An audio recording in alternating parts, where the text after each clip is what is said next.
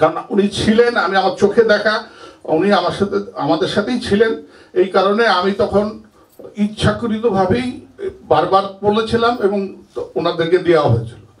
আচ্ছা, যাই হোক, এই সময় আপনার ডিজি যখন বসে আছে, এর মধ্যে ডিজি প্রধানমন্ত্রীর সাথে কথা বলতেছিলেন। প্রধানমন্ত্রী বললেন যে একটু অপেক্ষা করো, আর্মি মুভ করেছে, তো কিছুক্ষণের মধ্যেই তোমাদেরকে রেস্কিউ করবে। এখানে একটু বলে রাখি, এখানে কিন্তু আমরা ওই সিপাহী মঈনের যে অস্ত্রটা ছিল, ওই অস্ত্রটা কিন্তু আমাদের কাছে ছিল, গুলি ভর্তি অস্ত্র। কর্নেল এমদাদ ছিল কমান্ডো। সে বলল যে স্যার এটা দিয়ে কয়টা ফেলাই দিই। ডিজি বলল যে না, তুমি গুলি করো না। উনি ডিওটিকে বললেন অস্ত্রটা ওর কাছ থেকে নিয়ে নাও। উনি কিন্তু গুলি করতে দেন নাই।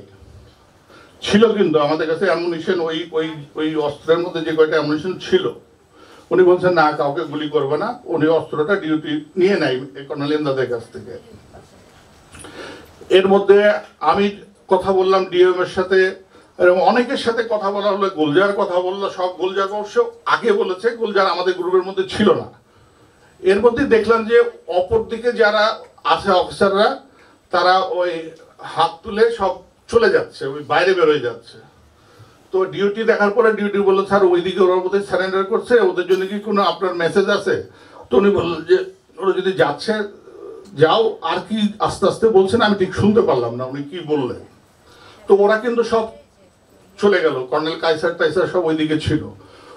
পরে শুনছি যে ওরা বেরোনোর পরেই বলে সাথে সাথে ওদেরকে ওখানেই গুলি করে মারা হয়েছে। পরে শুনছি, মানে ইয়ার পরে, যেটা ওই সময় বুঝতে পারি নাই। আমরা তখন পর্যন্ত কিন্তু জানি না যে ওরা আমাদেরকে মেরে ফেলবে, তখন পর্যন্ত কিন্তু জানি না যে ওরা আমাদেরকে মেরে ফেলবে। এর মধ্যে দেখলাম যে মাজার ক্যাপ্টেন মাজার জেনারেল শাকিলের এডিসি ছিল, ও আমার পাশেই দাঁড়ানো ছিল। তো ও কাঁদতেছে, তো আমি ওকে জিজ্ঞেস করলাম এই কাঁদছো কেন? বলে স্যার ওই ম্যাডামের বাসা অ্যাটাক করছে। কে অ্যাটাক করছে? বলে স্যার বিডিআর। তো আমি ভাবছি ওনার পাশে তো গার্ড আছে, তাই বললাম গার্ডটা কই? বলে স্যার গার্ড পালাইছে। তো বললাম যে ম্যাডাম কই? বলে ম্যাডাম রুমে আছে। তো ডিজি কিন্তু এই কথাগুলো শুনছেন, ডিজি কিন্তু উনি পাশেই বসা, একদম পাশে। ডিজি আমরা জোরে জোরেই কথা হচ্ছিল ওর সাথে। তা আমি বললাম যে ম্যাডামকে বলো যে বাইরের দরজা লাগায় ওই বাথরুমের মধ্যে ঢুকে লক করে বাথরুমে বসে থাকতে বলো। তখন ডিজি জিজ্ঞেস করলেন যে কি হয়েছে? তো মাজার আবার রিপিট করলো। তো উনিও মাদারকে বলো যে হলো টয়লেটের মধ্যে বন্ধ করে থাকতে। উনি কিন্তু আর টেলিফোনটা নিয়ে ম্যাডামকে কিন্তু কিছু বলেন নাই, ওই সময় কিন্তু ম্যাডামের সাথে উনি কথা বলেন নাই। এর মধ্যে তো ডিজি আমাদেরকে কয়েকবার জিজ্ঞেস করলেন কি সেনাবাহিনী আসছে? আমরা বললাম না, সেনাবাহিনী কেউ এখন পর্যন্ত আসে নাই। এর মধ্যে কিন্তু যত লেভেলে যার লেভেলে, তখন কিন্তু মোবাইল আমাদের সাথে ছিল, তখন পর্যন্ত মোবাইল আমাদের সাথে ছিল। কোনো জায়গা থেকেই কোনো পজিটিভ ইনফরমেশন আমরা পাচ্ছি না। এতক্ষণ পর্যন্ত যে গল্পগুলো করলাম আপনাদেরকে, এই তখন পর্যন্ত কিন্তু বিডিআররা দরবার হলে প্রবেশ করে নাই, তারা কিন্তু বাইরে থেকেই ফায়ার করছিল। এই সময় দেখা গেল যে তারা দরবার দখল করে ফেললো, দরবার হল দখল করার পরে তারা তখন স্টেজের দিকে অনবরত গুলি করা শুরু করলো। তো গুলিগুলো সব লেগে বিভিন্ন ওয়ালে লাগতেছিল। তো আমরা ডেফিনেটলি সব ভয় পাচ্ছিলাম যে হলো, যদিও গুলিগুলো, আমরা তো উইংসে ছিলাম, আর গুলিগুলো সোজাসুজি যাচ্ছিল। তো সবাই আমরা চেষ্টা করতেছিলাম যে যত চেপে চাওয়া যায় বাঁচার জন্য, সবাই চেষ্টা করেছে, এটা মিথ্যা কথা বলে লাভ নাই, আমরা কিন্তু উই ট্রাইড আওয়ার বেস্ট আমাদের বাঁচার জন্য। তো ডিজি যেহেতু এক কোনায় বসেছিলেন, তো ডিজির একটু কষ্ট হচ্ছে, কারণ আমরা সবাই চেপে ওনার গায়ের উপর পড়ে যাচ্ছিলাম। তো উনি বললেন যে এই তোমরা এত ভয় পাচ্ছ কেন, তোমরা মৃত্যুর জন্য এত ভয় করছো কেন? প্রিয় নাম্বার সেট করে বিকাশে সেন্ড মানি করুন ফ্রি।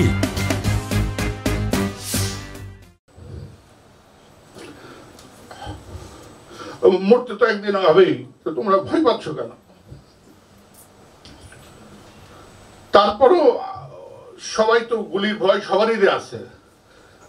এর মধ্যেই দেখলাম যে হঠাৎ করে একটা সৈনিক এসএমজি নিয়ে ঢুকে ব্রাশ ফায়ার করতেছে এবং আমরা যেদিকে আছে সেদিকেই নলকা দিয়ে ঘুরে ফায়ার করছে, বাট ফায়ারটা আল্লাহর রহমতে আমাদের বরাবর না এসে এখনো বিডিআরে গেলে ওই দাগ দেখবেন দুইটা উপরের দিকে 4টা গুলি, দুটো পাশে গুলিগুলো আছে। এনসাদ স্যার সামনে আগায় যে বললো এবারে তুই ফায়ার করতেছিস কেন? পরে নাম শুনছে বলে সিপাহী সেলিম ছিল বলে যে আসছে, সেলিম ছিল যা। তারপর সে ওখান থেকে চিল্লাই বললো যে আপনারা সবাই বের হয়ে যান, না হলে গুলি করে দেবো। তো ডিজি দেখলাম চেয়ার ছেড়ে উঠে বললো চলো। তো ডিজি আগে গেলেন, ওই আমরা যারা ছিলাম তার দরজায় পর্দাটা ফাঁক করার পরে উনি বেরোয় গেলেন ডিজির বরাবর, সব আমরা এক এক করে বেরোয় গেলাম। আমরা যখন ওই স্টেজ থেকে নিচের স্টেজে নামতেছিলাম তখনই একজন হলো, ওরা সব একটু দূরে থেকে সব ফায়ার আমাদের দিকে লক্ষ্য করেছিল, আর যে লোক আমাদের কাছ থেকে সব মোবাইল টাইল সব কেড়ে নিল তার হাতে কোনো অস্ত্র ছিল না ওই সময়। নিয়ে আমরা নিচে নেমে ডিজিকে মধ্যে রেখে আমরা একটু গোল কার করে দাঁড়াইছিলাম। আমাদের বিশ্রী ভাষায় গালাগালি করে বললো সারা জীবন আমাদেরকে সিঙ্গেল ফরমেশনে করেছে, তোরা গোল করে দাঁড়াইছে, সব সিঙ্গেল লাইনে দাঁড়া। পরে সিঙ্গেল লাইনে দাঁড়ালো এবং কি ডিজি প্রথমে দাঁড়ালেন, ডিজি কিন্তু সবাই আগে দাঁড়ালেন, ডিজির পরে ডিজি, এভাবে একটা অটোমেটিক সিনিয়রিটি হয়ে গেল ওখানে। ওই সিনিয়রিটি অনুযায়ী আমরা সবাই দাঁড়াই গেলাম ওখানে। আর সৈনিকরা আমাকে অনেকে পরে প্রশ্ন করছে যে তুই এত বড় লম্বা চওড়া একটা লোক যে দুজনকে ধরতে পারলা না, ধরে ফেলাই দিতে পারলা না, আমাকে অনেকে পরে বলছে। অনেকে ওরা ছিল বেশ দূরে এবং তাদের হাতে অস্ত্র ছিল এবং সব আমাদের দিকে তাক করা, কিন্তু যে ওরা বারবার বলছিল যে কিছু করলেই গুলি করব। তো ওটা ধরার কোনো স্কোপ ছিল না ওই সময়, কারণ আমাদের সাথে অনেক ফাইটারও ছিল, অনেক ভালো ভালো অফিসার ছিল আমাদের সাথে। কিন্তু আমরা যখন ওই বললো যে আপনারা এই দিক দিয়ে যেতে থাকেন, এটা হচ্ছে অর্থাৎ স্টেজের মুখ করে পিছন দিকে তাকালে টয়লেটের পাশ দিয়ে যে গ্লাস, ওই গ্লাস কিন্তু অটোমেটিক আগে সব ভেঙে গেছে, ওইখান দিয়ে আমাদেরকে যেতে বললো। এর মধ্যে সম্ভবত এনসাদ স্যারের কাছে বোধহয় 2টা মোবাইল ছিল, একটা মোবাইল বোধহয় স্যার জমা দিয়েছিলেন আর একটা মোবাইল বোধহয় উনি জমা দেন নাই। ওইখানে ওই সময় এনসাদ স্যার কারোর সাথে বোধহয় ভাবির সাথেই কথা বলতেছিলেন ওই সময়। ওইটা কিন্তু আবার ওই বিডিআর দূর থেকে দেখে ফেলে, দিয়ে স্যারের সাথে অনেক খারাপ ব্যবহার করে ওই মোবাইলটা কেড়ে নেয়। নেওয়ার পরে আমরা সবাই ওই যাওয়া শুরু করলাম ওই ইয়ের দিকে, ওই দিক দিয়ে বের হয়ে যাওয়ার জন্য আমাদেরকে নিয়ে যাওয়া হচ্ছে। ওরা কিন্তু তখনও আমাদেরকে কেউ গুলি করে নাই, কিন্তু কেউ গুলি করে নাই। এখন আমরা যখন বাইরে বেরোলাম, বাইরেটা হচ্ছে এরকম একটা গ্লাস বেরোর পর একটু বারান্দার পরে নিচে নামতে হয়। তো ডিজি জাস্ট ওই বারান্দা পার হয়ে নিচে যে স্টেপ দিয়েছেন, আমাদেরকে যারা নিয়ে যাচ্ছিল তারা কিন্তু পাশেই ছিল। ওই পাশে আরেকটা ওই দেবদারু গাছ লাগানোর একটা গাছের একটা পোস্ট ছিল উঁচু করা, ওখান থেকে 4 জন সৈনিক, এরা কারা আমি এখন পর্যন্ত জানি না, বাট পরবর্তীতে আমাকে কয়েকজনের নাম দিয়ে বলেছিল যে আমি যেন ওই নামগুলো বলে সই করি। আমি কিন্তু নাম সই করিনি, কারণ ওই 4 জনই যে ওখানে ছিল আমি ঠিক জানি না, কারণ তাদের হেলমেট পরা পরা এসে ডিজিকে প্রথমেই গুলি করে। 2টা গুলি বুকের লাগার সাথে সাথেই ডিজি কিন্তু ডান দিকে হেলে পড়ে যান। পরে আরো 2টো গুলি ওনার গায়ে লাগে, উনি পড়ে গেলেন। এই সময় আমরা যারা লাইনে ছিলাম সবাই ওনার দিকে যাওয়ার চেষ্টা করলে একটা হুলস্থুল কারবার শুরু গেল, ওরা অটোমেটিক ব্রাশ ফায়ার শুরু করলো। এই সময় ওই অফিসার যে দিকে ছিল, ওই আমরা যে 12-14 জন অফিসার ছিলাম সবাই যে আপনার পার্সে চলে গেছে।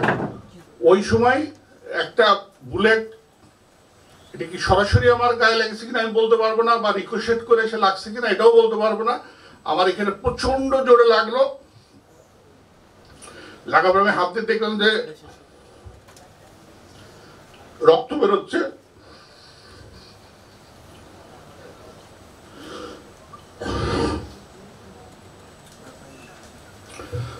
ওই সময় আমি শুধু খেয়াল করলাম যে এটা কি ভেতরে ঢুকছে নাকি বেরোয় গেছে। আমি হাত দিয়ে দেখলাম যে না, এটা ভেতরে ঢোকে নাই, এটা পাশ দিয়ে বেরোয় গেছে। ওই চিন্তা বাদ দিয়ে আমি ওই সব অফিসারই তখন শুয়ে পড়ছে, আমিও শুয়ে পড়ে যে সামনে তাকাইছি, সামনে তাকালে দেখলাম যে ওই টয়লেটের গেটটা সামান্য খোলা, মানে প্রথমে হাত ধোয়ার জায়গা, তারপরে ইউরিনাল পরে টয়লেট। তো আমি ওই ক্রলিং করে বেসিনটা পার হয়ে ওই পাশে যে ইউরিনাল আছে, ইউরিনালের পাশে যে ওই ইউরিনালের পাশে এরকম লম্বা লম্বা ওয়াল ছিল, ওই বুক লেভেলের, আপনারা জানেন তো যে ইউরিনাল নর্মাল থাকে, ওইটার পাশে যে আমি শেল্টার নিলাম। বাট আমাকে ফলো করে আর কোনো অফিসার কিন্তু ঢোকে নাই, ওখানে তো আমরা অনেকে ছিলাম। ওখানে কিছুক্ষণ বসে থেকে আমি তখন দেখতেছি একটা মানে অসম্ভব চিল্লি ফায়ারিং, মানে অসম্ভব শব্দ, এবং ওই সময় যে ফায়ারিং করে যারা ওই অফিসার, আমরা সবাই ছিলাম, তাদেরকে সবাই বোধহয় ওই সময় ওই গোলাগুলিতে সব মারা গেছে, এবং তাদের মুখে চিল্লানি, কার চিল্লানি আমি ঠিক বুঝতে পারছিলাম, সবাই বললে মরে গেলাম গো, বাঁচাও গো, অনেক চিল্লাচিল্লি শোনা যাচ্ছে। কেন ওয়াল তো একটা 5 ইঞ্চির একটা ওয়াল মাত্র, আমি 5 ইঞ্চি ওয়ালের এই পাশে আমি ওখানে বসে আছি। বসে থাকতে আমার হঠাৎ মনে হলো যে আমি হলো ওই টয়লেটের ভেতর ঢুকে যাই। তো টয়লেটের ভেতর ঢুকে আমি কমোটের পাশে বসলাম, দরজাটা ভুলবশত আমি লাগিয়ে দিয়েছিলাম। দিয়ে বসার পরে তখন দেখলাম যে জোহরের আজান পড়তেছে। এদিকে কিন্তু আমি শুনতেছি ডিজিকে মেরে ফেলছে, ডিডিজিকে মেরে ফেলছে, অনেক কথা শুনতেছি আমি। এর মধ্যেই আমি হঠাৎ শব্দ পেলাম যে ভেতরে লোক ঢুকছে, সৈনিকরা ঢুকছে। ঢুকে হঠাৎ তারা জিজ্ঞেস এই টয়লেটটা তো বন্ধ, দেখতো ভেতরে কেউ আছে কিনা। আপনারা দেখবেন দরবার হলের টয়লেটটা কিন্তু উপর পর্যন্ত ওয়াল না, ওইটা কিছু দূর ওয়ালের পরে উপরে উঠা যায়, খালি ওপেন এটা। তো হঠাৎ একটা সৈনিক ওই ওয়ালে উঠে ও আমাকে ভেতরে দেখতে পাচ্ছে, দেখে বলে এর ভেতরে তো একজন আছে। আমি তখন ওকে অনেক অনুনয় বিনয় করছি, এখন খারাপ লাগে, বলছিলাম যে ভাই আমি অন্যায় করিনি, আমাকে মেরো না, অনেক অনুনয় বিনয় করছি।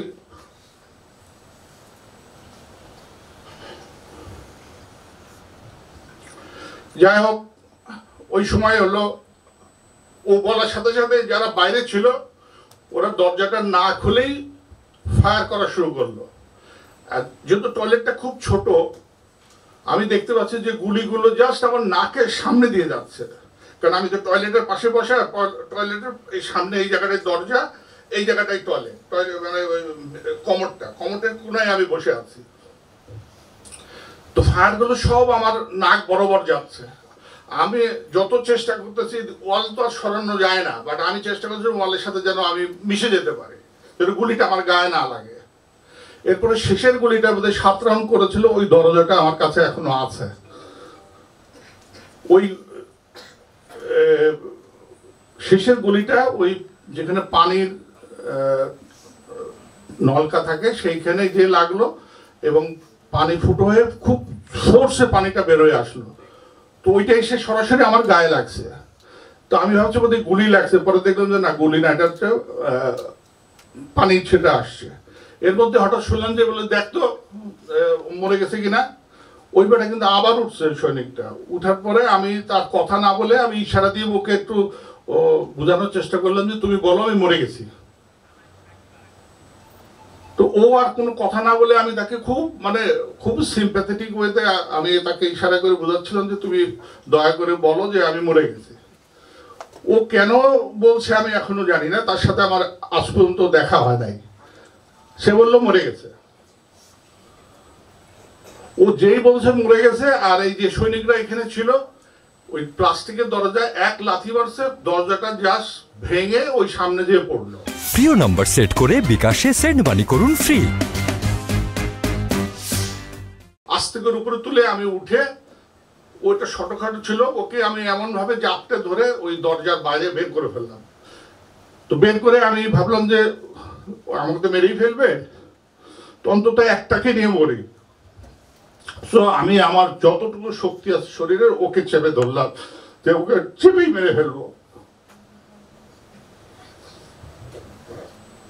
এর মধ্যে ওর শ্বাসকষ্ট হচ্ছিল সৈনিকটার, যেহেতু আমি আমার সব শক্তি দিয়ে ওকে ধরছি।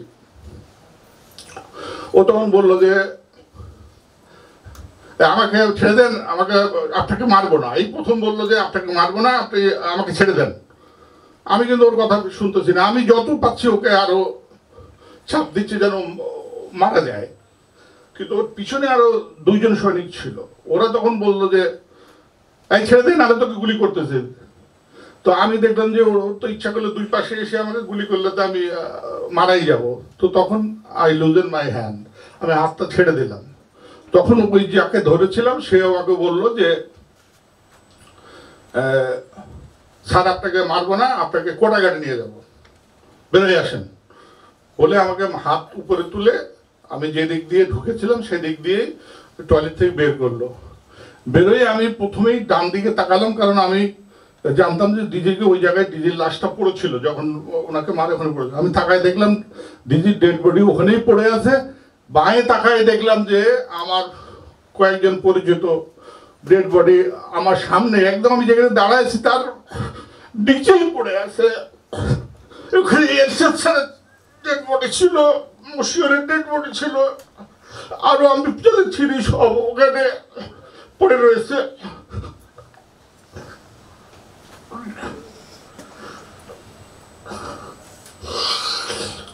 I'm extremely sorry. তখন ওই ভেতরে যারা সৈনিক ছিল ওরা চিল্লাই উঠলো যে এই এখনো মরে নাই কেন, এই খামার যে আমরা পারলো এসে মারার চেষ্টা করলো, কিন্তু ওরা বারবার বলছিল একে মারবো না, একে কোটাঘাটে নিয়ে যাব। কেন বলতেছিল আমি কিছুই জানি না। তখন আমাকে পিছন এই দিক দিয়ে না বের করে পিছন দিয়ে ওই স্টেজের দিকে আবার নিয়ে গেল। তো স্টেজের দিকে যে দেখলাম দূরে দূরে অনেক ডেড বডি পড়ে আছে, সবগুলো মুখ থুপড়ে পড়ে আছে বলে আমি চিনতে পারলাম না এরা কারা। তো অবশ্যই ওগুলো অফিসারদেরই ডেড বডি হবে, বাট আমি ওই যেহেতু উল্টা দিক হয়েছিল আমি চিনতে পারি না। তো আমাকে বললো যে এই নিচে তাকাবি না, উপরের দিকে তাকায় এই দিক দিয়ে যেতে থাক। তো আমি ওই দিক দিয়ে যাচ্ছি। আপনার কি খুব বোর হচ্ছেন? তারপরে আমি ওই দিক দিয়ে যে ওইখানে আরেকটা টয়লেট ছিল, ওই টয়লেটের মধ্যে ঢুকে আমাকে বললো ওই যে প্রথম সৈনিকটা যে পালাই গেছিল না, বললাম যে পালাই গেছে, ও যে গ্লাস ভেঙে পালাই গেছে সেই গ্লাসের ভেতর দিয়ে আমাকে ঢুকে বললো তুই এদিক দিয়ে বেরো। তো আমি প্রথমে বেরোলাম, আবার আমার সাথে সাথে ওরাও বের হলো। বেরোয় দেখলাম যে ওই মাঠটা, যে মাঠে ওরা গুলি করতেছিল ওই গুলির সাথেই মাঠটা একদম, ওই মাঠ দিয়ে আমাকে নিয়ে ওই কোটাঘাটে নিয়ে যাবে। তো ওই কোটাঘাটের রোডটা আমি চিনি, তো আমাকে ওইভাবে নিয়ে যাচ্ছিল। ওই কিছু দূর যাওয়ার পরে দেখি একটা গ্রুপ এসে ওদেরকে আটকালো, আটকায় বললো যে এই কোথায় নিয়ে যাচ্ছ, এটা কে, এখনো মরে নাই কেন, এই কেন বেঁচে আছে কে? বলে এটা অফিসার, এখনো মরে নাই, কেন মরে নাই জানি না, বাট একে নিয়ে যাচ্ছি হলো ইয়েতে নিয়ে যাচ্ছি, কোটাঘাটে নিয়ে যাচ্ছি। বলে না রাখ, একেই মারবো এখানে। এই বলেছে আমার দিকে আগে এসে অস্ত্র আবার বুকের মধ্যে ধরলো, ধরে কিছুক্ষণ বললে এই কলেমা পড়, তোর এখন মারবো। আমি তো দৌড় পড়তেছি,